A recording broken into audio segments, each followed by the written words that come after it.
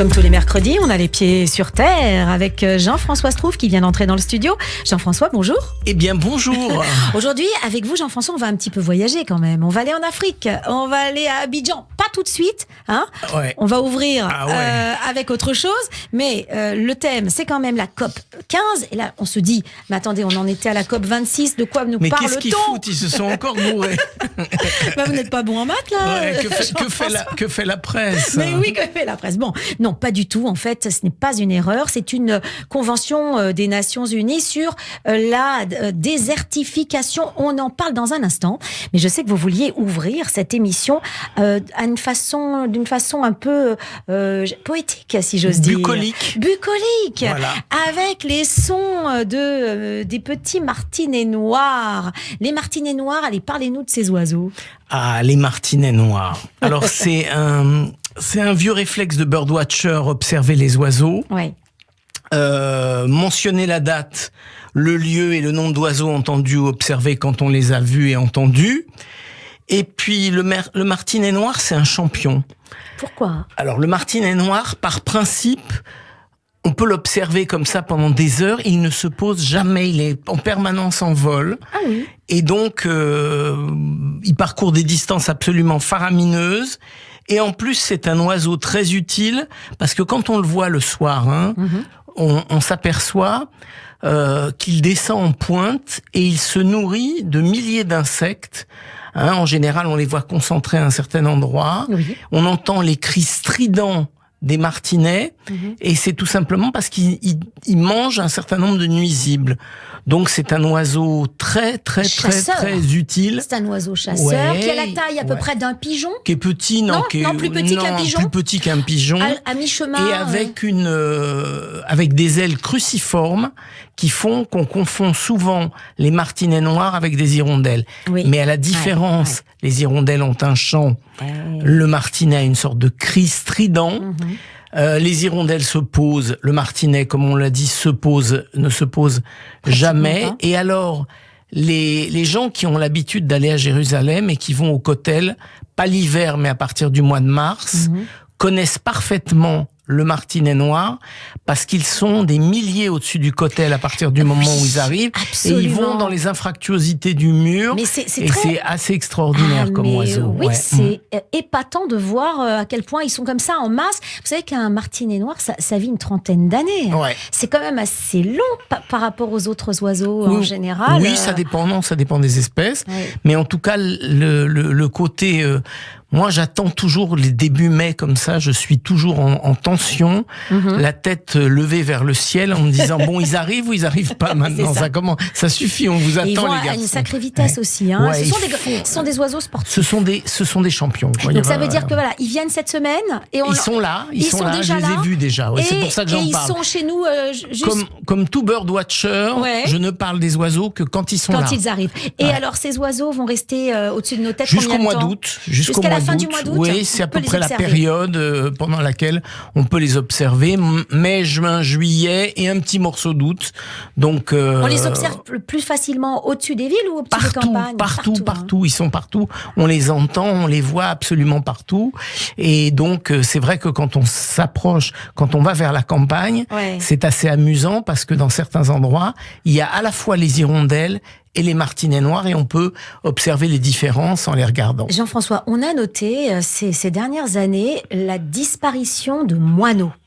Est-ce que on note également dans d'autres espèces une diminution assez remarquable du nombre d'oiseaux? Il y a une diminution de la biodiversité en général, des oiseaux en particulier, et il y a beaucoup d'espèces qui subissent la pollution, le réchauffement climatique, quelquefois la raréfaction des plantes dont ils se nourrissent, parfois.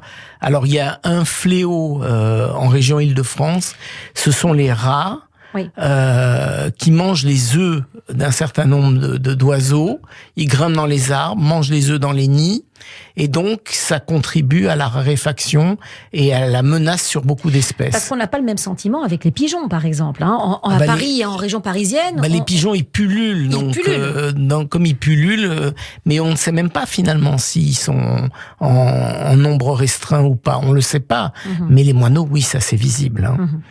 Alors, et puis les chats sauvages aussi, les chats relâchés, les chats qui viennent de maisons. Ils participent à la disparition aussi. Ils participent à la disparition.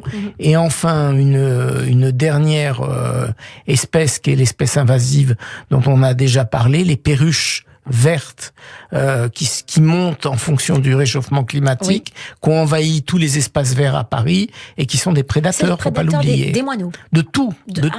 Moi j'ai vu une. Et donc ça bouleverse totalement. Une perruche verte attaquer un écureuil devant moi, à 10 mètres de moi, au bois de Vincennes, attaquer. Donc à l'origine un changement climatique. Ce changement climatique donne lieu à des changements de lieu de vie finalement de ces animaux qui se déplacent. Décalage.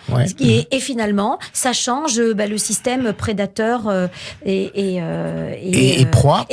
Absolument. Et très souvent, les proies, quand ils sont en phase de prédateurs qu'ils ne connaissent pas, n'ont pas de tactique pour se défendre. Donc, par exemple, un oiseau qui est habitué à avoir tel type de prédateur sait adopter les comportements qui vont lui sauver la vie. Un oiseau qui est confronté ou un autre animal qui est confronté à un prédateur qu'il découvre n'a pas toujours les tactiques et les stratégies pour pouvoir se défendre. Alors on va passer à notre sujet central et ce sujet central c'est bien la COP 15. Alors c'est compliqué quand même parce que on parle beaucoup de la COP, de la Conference of Parties autour du climat. On en parle énormément. Et c'est finalement l'arbre qui cache la forêt parce que des COP, des conférences des parties sur des tas de sujets liés à l'environnement, il y en a beaucoup. Il y en a au moins 3 depuis Rio. Et ça, c'est la 3e. Elle a été mise en œuvre en 1997. Elle est liée à la menace de désertification d'un certain nombre de territoires. Les enjeux, justement, de cette désertification. Les enjeux, c'est tout simplement qu'il y a des tas de lieux sur la Terre où la population ne pourra plus vivre. Donc, combattre la désertification, c'est reverdir, c'est permettre des alternatives, réintroduire de l'eau dans les endroits où il y a la sécheresse absolue et redonner des territoires aux populations qui sont dans l'incapacité de survivre à ces déserts. Alors là, quand on parle de cette COP 15 qui est organisée à Abidjan, ça signifie aussi la réunion, puisque c'est une conférence, une réunion de différents pays.